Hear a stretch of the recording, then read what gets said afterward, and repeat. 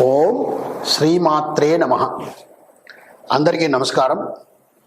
నా పేరు మురళీధర శర్మ. నేను హైదరాబాద్ పుప్పాలగూడ మణికొండ ప్రాంతంలో ఉన్నటువంటి గోల్డెన్ టెంపుల్ వద్ద నివాసం ఉంటుంటాను. ఈరోజు మనము ఈ వీడియోలో జాతకం ద్వారా వివాహములో ఉన్నటువంటి ప్రతిబంధకాలు, అంటే వివాహం జరిగేటప్పుడు వివాహం ఆలస్యం కావడం అనేటువంటిది ఒక సబ్జెక్ట్ అయితే, ఆ వివాహం నిలవకపోవడము, పునర్వివాహానికి వెళ్ళేటువంటి పరిస్థితి రావడం కూడా ఇప్పుడు సర్వసాధారణమైపోయింది మన హైందవ సమాజంలో. కాబట్టి ఈరోజు నేను మీకు ఈ వీడియో ద్వారా ఏం చెప్పే ప్రయత్నం చేస్తానంటే, మొదటి వివాహం ఏదైనా ఇబ్బంది అయ్యే పరిస్థితి ఉందా, రెండవ వివాహానికి వెళ్ళేటువంటి పరిస్థితులు ఈ జాతకం ద్వారా ఏమైనా ఉన్నాయా అనేటువంటివి తెలిపే ప్రయత్నం చేస్తాను. అయితే ముందుగా మనము వివాహం అన్నప్పుడు, ఈ పెళ్ళి అన్నప్పుడు దాని గురించి ముందుగా మనం తెలుసుకోవాలి. ఈ జాతకంలో పెళ్ళి అనేటువంటిది, వివాహం అనేటువంటిది ఎక్కడ చూడాలి, ఏం పరిశీలించాలి, ఏం పరిశీలిస్తే మనకు ఈ అసలు వివాహం అనేది ఉందా, ఉంటే మొదటి వివాహం ఏమవుతుంది అనేటువంటిది మనం అర్థం చేసుకునే ప్రయత్నం చేయవచ్చు. కాబట్టి వివాహ ప్రతిబంధకాల్లో ఈ ద్వితీయ వివాహానికి వెళ్ళే అవకాశం ఈ జాతకం ద్వారా ఏదైనా ఉందా అనేది తెలుసుకునే ప్రయత్నం చేద్దాం. వివాహము అన్నప్పుడు ముఖ్యంగా మనం గమనించాల్సిన అంశం ఏంటంటే, ప్రస్తుత సమాజంలో వచ్చినటువంటి మార్పుల వల్ల 25 నుంచి 28 ఏళ్ల వయసు లోపల వివాహం జరిగితే త్వరగా జరిగినట్టే భావించుకోవచ్చు. ఎందుకంటే 33, 35, 38 వాళ్ళ జాతకాలు కూడా వస్తున్నాయి మనకి మధ్యకాలంలో. 28 దాటితే కాస్త వివాహం ఆలస్యమైందని అనుకోవచ్చు. కాబట్టి 25 నుంచి 28 ఏళ్ల వయసు లోపల వివాహ ప్రయత్నం చేస్తే తప్పక బాగుంటుంది. రెండో విషయం, మనము జాతకంలో ఏ గ్రహాలను పరిశీలించాలి. ముఖ్యంగా శుక్రుడు, గురువు, కుజుడు, ఈ ముగ్గురిని కూడా మనము పరిశీలించుకోవాలి. గురు బలం బాగా ఉంటేనే వివాహం అయ్యే అవకాశం ఉంటుంది. అది గోచార రీత్యా కావచ్చు, లేదా జాతక రీత్యా కావచ్చు. అలాగే శుక్రుడి యొక్క పరిస్థితి, అలాగే కుజగ్రహం యొక్క పరిస్థితి కూడా తెలుసుకోవాలి. తర్వాత ఈ గ్రహాలు ఉన్నటువంటి స్థానాలు ఏంటి, ఈ గ్రహాలను ఎవరు చూస్తున్నారు, లేదా వివాహ స్థానాన్ని ఎవరు చూస్తున్నారు.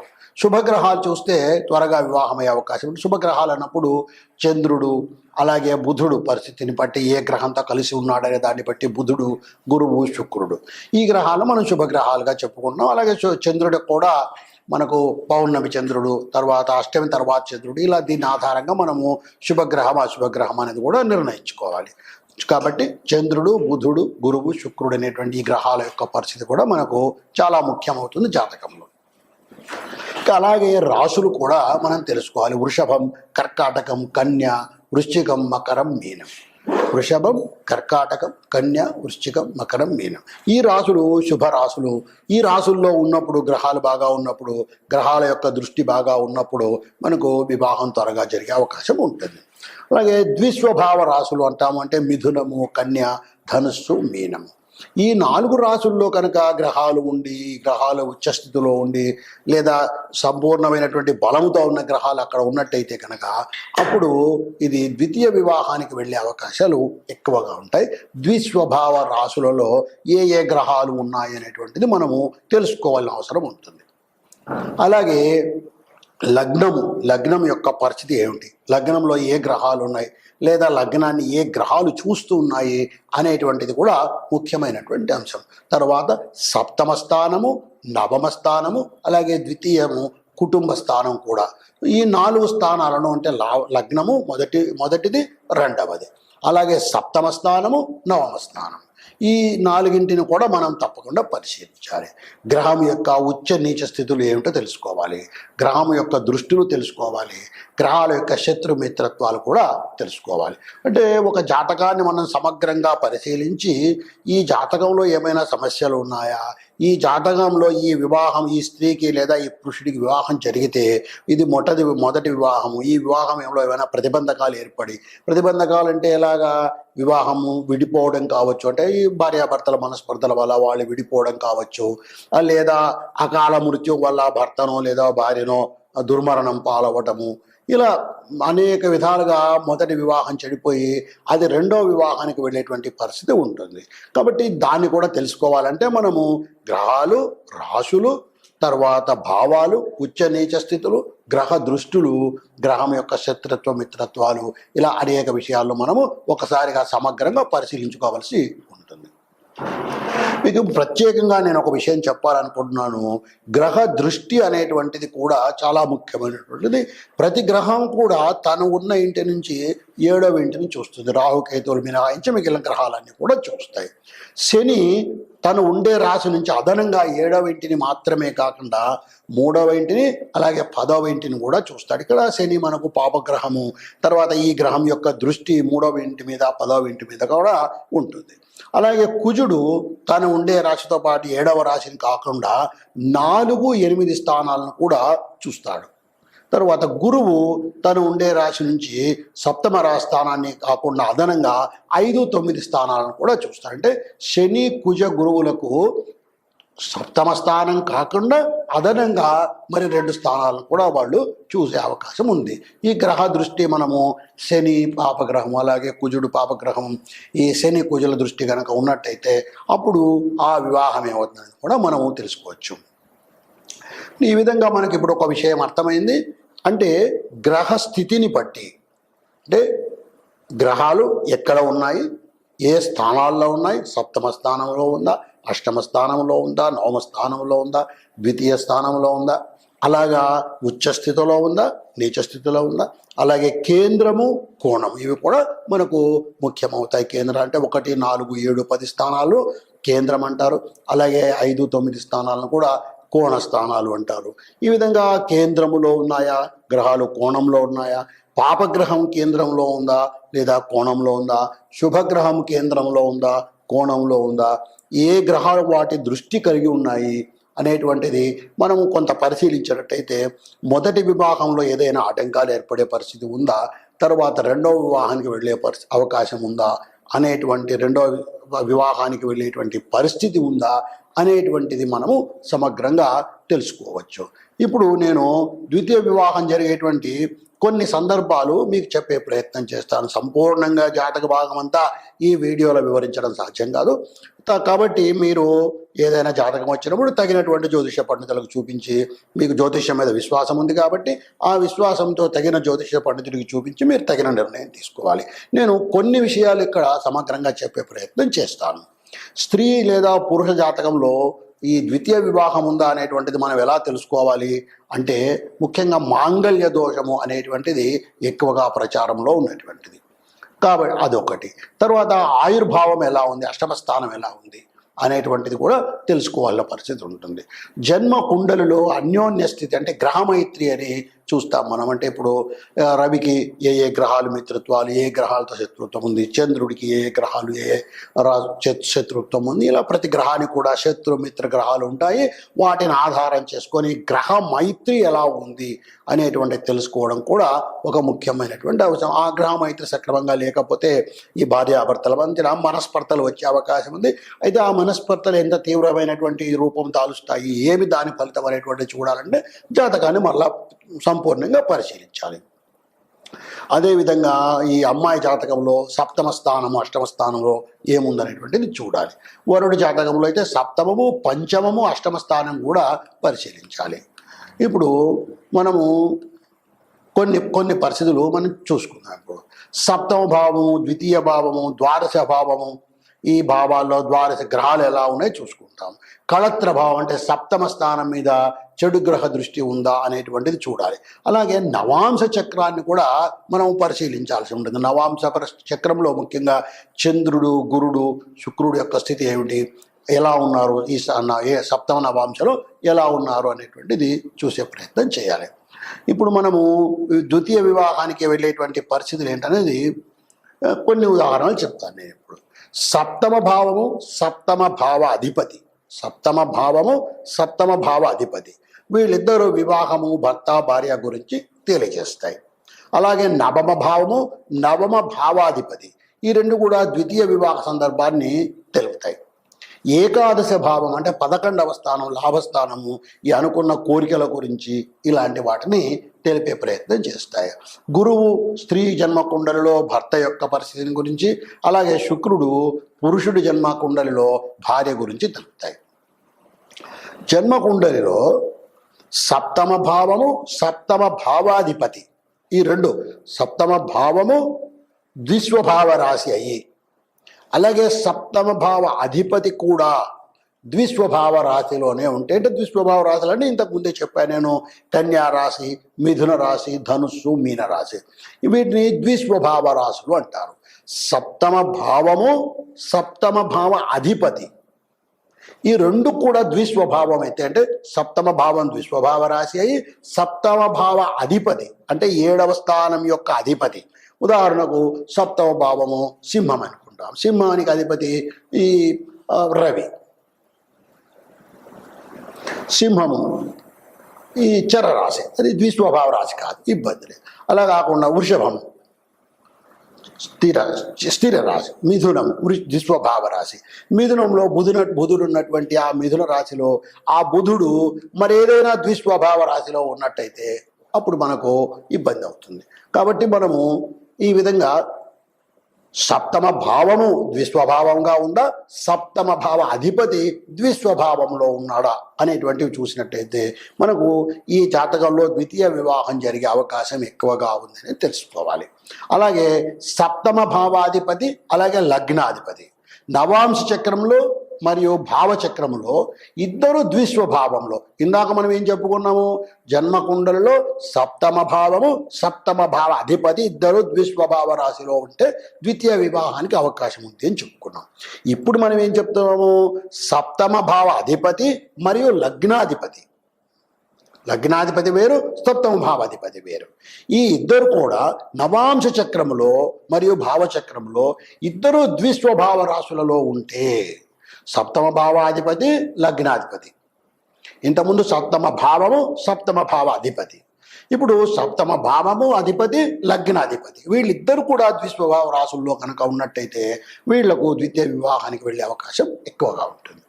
అలాగే వివాహ స్థానము సప్తమ స్థానము, దాని మీద లేదా సప్తమ స్థాన అధిపతి మీద 2 లేక 3 పాపగ్రహాల యొక్క దృష్టి ఉన్నట్టయితే ద్వితీయ వివాహం జరిగే అవకాశం ఉంది. శని, రాహువు, కేతువు, కుజుడు ఇవి పాపగ్రహాలు. ఇలా ఈ గ్రహాల దృష్టి కనుక సప్తమ స్థానం మీద కానీ లేదా సప్తమ స్థాన అధిపతి మీద కానీ ఈ దృష్టి కనుక ఉన్నట్టయితే ద్వితీయ వివాహానికి వెళ్ళే అవకాశం ఉంటుంది. అలాగే సప్తమ భావాధిపతి మరియు లగ్నాధిపతి వీళ్ళిద్దరూ కలిసి 11వ భావంలో ఉండే, ఆ 11వ భావము ద్విస్వభావ రాశి అయితే ఇక్కడ మరలా ఈ ద్వితీయ వివాహానికి వెళ్ళేటువంటి పరిస్థితి ఉంటుంది. అలాగే సప్తమములో లేదా ద్వితీయములో 2 కంటే ఎక్కువ గ్రహాలు కానీ శుక్రునితో కలిసి ఉంటే మరియు ఆ సప్తమ భావం మీద పాపగ్రహాల దృష్టి ఉంటే ద్వితీయ వివాహానికి వెళ్ళే అవకాశం. అలాగే అష్టమాధిపతి లగ్నంలో కానీ లేదా సప్తమ భావంలో కానీ ఉండి, అష్టమాధిపతి లగ్నంలో కానీ లేదా సప్తమంలో కానీ ఉండి మరి సప్తమాధిపతి ద్విస్వభావ రాశిలో కానీ లేదా శని, కుజ, రాహు, కేతు గ్రహముల యొక్క దృష్టి కానీ కలిగి ఉంటే రెండవ వివాహం జరిగే అవకాశం ఉంటుంది. ఈ విధంగా మనము కొన్ని సంఘటనలు చెప్పుకున్నాం. అలాగే శుక్రుడు నీచ రాశిలో ఉంటే, నీచ స్థితిలో ఉంటే, శుక్రుడికి కన్య నీచ స్థానము, ఆ కన్యలో ఉంటే కనుక ఆ శుక్రుడికి ఎటువంటి దృష్టి ఉందన్నటువంటిది చూసినప్పుడు, శుక్రుడి మీద ఏ గ్రహాల యొక్క దృష్టి ఉందన్నప్పుడు పరిశీలించి కూడా మనము కొంత ఈ ద్వితీయ వివాహం యొక్క కారణాన్ని తెలుసుకునే అవకాశం ఉంటుంది. అలాగే శత్రుస్థానంలో ఈ శుక్రుడు కనుక ఉంటే, అంటే కర్కాటకంలో కానీ సింహంలో ఇలా ఉంటే కనుక ఈ జాతకుడికి మరలా ద్వితీయ వివాహం జరిగాయి. ఇలా అనేక సందర్భాలు ఉన్నాయి. కేవలం ఒక్క సంఘటన చూసి కేవలం గ్రహం ఇక్కడ ఉంది కాబట్టి ద్వితీయ వివాహం జరుగుతుంది అని ఖచ్చితంగా చెప్పడం సాధ్యం కాదు. అనేక కాంబినేషన్స్ను మనం పరిశీలించాలి. అయితే ఈ కాంబినేషన్స్ను మనం పరిశీలించినప్పుడు ముఖ్యమైన అంశాలు ఏంటంటే ఈ శుక్రుడు, గురువు వీళ్ళిద్దరూ, అలాగే సప్తమ స్థాన అధిపతి, ఈ సప్తమ స్థానము, ఇలా ఈ అంశాలను ఎక్కువగా మనం ఫోకస్డ్గా చూసుకోవాలి. ఈ విధంగా మనము పరిశీలించి ఒక స్త్రీకి కానీ పురుషుడికి కానీ ద్వితీయ వివాహం జరిగే పరిస్థితి ఏమైనా ఉందా అనేటువంటిది మనం తెలుసుకోవచ్చు. సరే, తెలుసుకున్నాం. తెలుసుకున్న తర్వాత ఇప్పుడు మనకు వచ్చినటువంటి జాతకం మొదటి వివాహం గురించి. ఇప్పుడు మనం జాతకం పరిశీలిస్తే దీంట్లో ద్వితీయ వివాహం జరిగేటువంటి అవకాశం జాతకం ద్వారా మనకు కనపడుతుంది. మనకు ఈ సబ్జెక్ట్ మీద మనకు సంపూర్ణమైనటువంటి విశ్వాసం ఉంది కాబట్టి దాన్ని నమ్మి ముందుకు వెళ్ళాలనేటువంటి అభిప్రాయం ఉంది కాబట్టి మనం దీన్ని ఇప్పుడు నమ్మాము, ఈ జాతక భాగాన్ని నమ్మాము. ఈ జాతక భాగాన్ని నమ్మిన తర్వాత మనకు ఆ జాతకాన్ని పరిశీలించినప్పుడు ద్వితీయ వివాహానికి అవకాశం ఉంది అని తెలిసింది. మరి ఇప్పుడు ఏం చేయాలి? మొదటి వివాహం చేయడమే మానేయాలా అంటే అలా కాదండి. ప్రతి దానికి కూడా మనకు మన సాంప్రదాయము, మన శాస్త్రము అనేకమైనటువంటి పరిష్కారాలను తెలియజేసింది. ఉదాహరణకు కుంభ వివాహము అనేటువంటిది ఒకటి, అలాగే అర్క వివాహం, కదలి వివాహం మనం ఎన్నోసార్లు విన్నాం.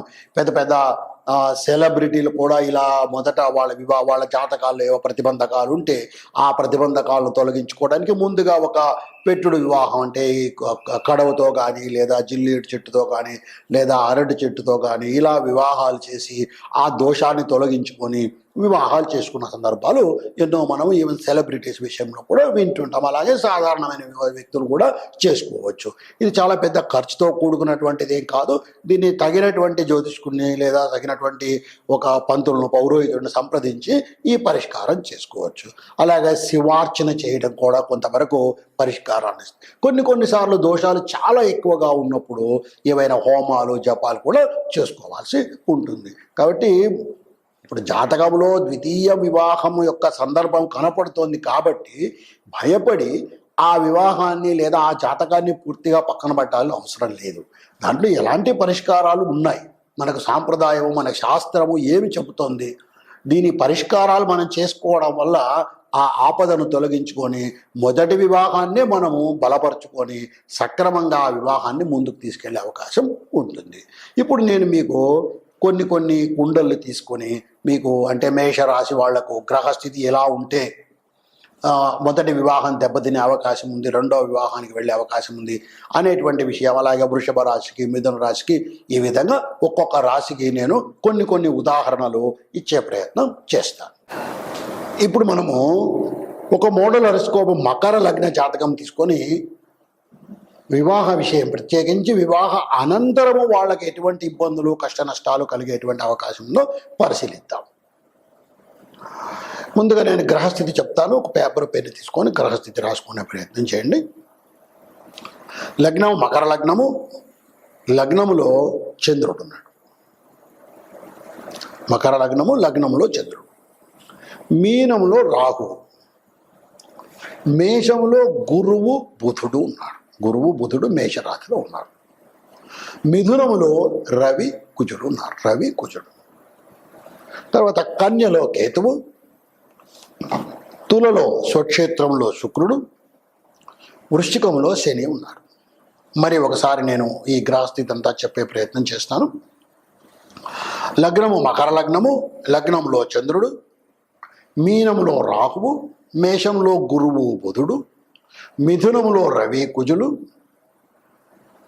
కన్యలో కేతువు, తులలో శుక్రుడు, వృశ్చికంలో శని ఉన్నారు. ఈ విధంగా గ్రహస్థితి ఉంది. ఈ గ్రహస్థితి ఉన్నటువంటి ఈ మకర లగ్న జాతకులకు వివాహ అనంతరము ఎటువంటి ప్రతిబంధకాలు వచ్చే అవకాశం, ఇబ్బందులు కలిగే అవకాశం ఉందో చూస్తాం. మొట్టమొదట మనం పరిశీలించాల్సింది లగ్నం. లగ్నంలో చంద్రుడు ఉన్నాడు. ఇది మకర లగ్నము, శని అధిపతి, ఇది సమగ్రహ క్షేత్రం కాబట్టి లగ్నం బాగానే ఉందని అనుకోవచ్చు. అయితే లగ్నానికి శని దృష్టి 11 నుంచి శని ఉంది, అలాగే అష్టమం నుంచి కుజ దృష్టి కూడా ఉంది. కుజ శని 2 పాపగ్రహాల దృష్టి ఈ లగ్నం మీద పడింది. తర్వాత లగ్నాధిపతి శని లాభస్థానంలో 11వ ఇంట ఉన్నాడు. ఇది వృశ్చిక రాశి, కుజక్షేత్రము, శత్రుక్షేత్రం. శనికి కుజుడు శత్రువు అంటే లగ్నం మీద పాపగ్రహ దృష్టి 3వ ఇంటి నుంచి శని దృష్టి ఉంది, 8వ ఇంటి నుంచి కుజ దృష్టి ఉంది. అలాగే లగ్నాధిపతి అయినటువంటి శని శత్రుక్షేత్రంలో లాభస్థానంలో ఉన్నాడు 11వ ఇంట. అంటే లగ్నం కాస్త ఇబ్బందుల్లోనే ఉన్నట్టే లెక్క. పాప అపగ్రహ దృష్టి ఉండడము, లగ్నాధిపతి శత్రుక్షేత్రంలో ఉండడం. ఎప్పుడైతే లగ్నం దెబ్బతింటుందో సహజంగా ఆ జాతకంలో మిగిలిన సమస్యలు ఏర్పడతాయి. ఆ తర్వాత లగ్నాధిపతి లగ్నస్థితి ఈ విధంగా ఉంటే సప్తమ స్థానము కర్కాటకం. ఇది మకర లగ్నం కదా, మకర లగ్నం కర్కాటకం. ఈ కర్కాటకానికి చంద్రుడు అధిపతి. ఈ సప్తమాధిపతి అయినటువంటి చంద్రుడు లగ్నంలోనే ఉన్నాడు. బాగానే ఉంది. సమగ్రహ క్షేత్రం అంత పెద్ద ఆందోళన ఏం లేదు, బాగానే ఉంది. సప్తమ స్థానంలో ఎటువంటి గ్రహాలు లేవు. సప్తమ స్థాన అధిపతి అయినటువంటి చంద్రుడు లగ్నంలో ఉన్నాడు.